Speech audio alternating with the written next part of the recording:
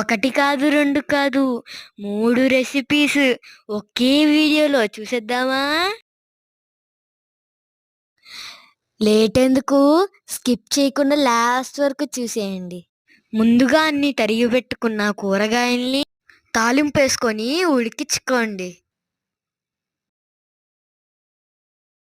ఎలాగంటే ఆనియన్స్, పచ్చిమిర్చి వేగాక అందులో టొమాటో ముక్కలేసుకొని ముందుగా ఉడికించుకోండి.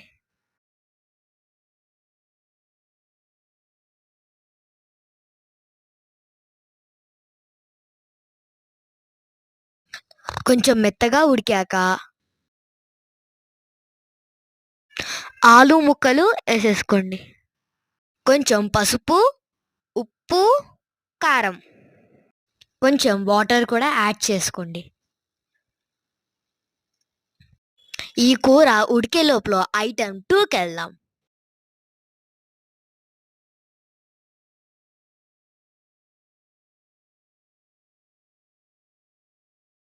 ముందుగా కలిపి పెట్టుకున్న చపాతీ పిండిని తీసుకోండి.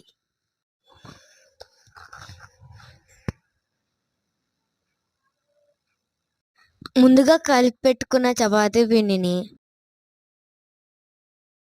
ఇలా ఒకసారి మెత్తగా చేసుకోండి. చిన్న చిన్న ముద్దలుగా తీసుకొని చపాతీని రుద్దండి.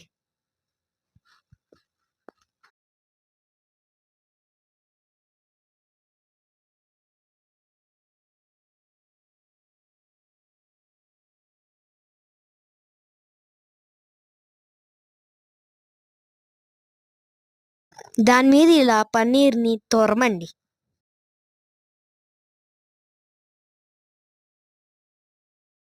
ఇక్కడ చూపించినట్టు ఫోల్డ్ చేసుకొని పన్నీర్ పరోటా రుద్దేసుకోండి.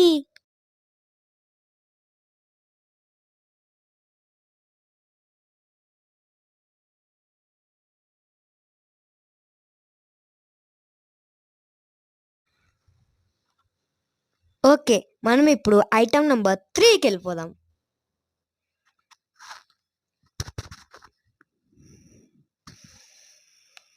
వెల్లుల్లి రబ్బర్ని ఇలా చిన్న ముక్కలుగా చేసుకొని ఇక్కడ చూపించినట్టు చపాతీల మీద వేసేసుకోండి.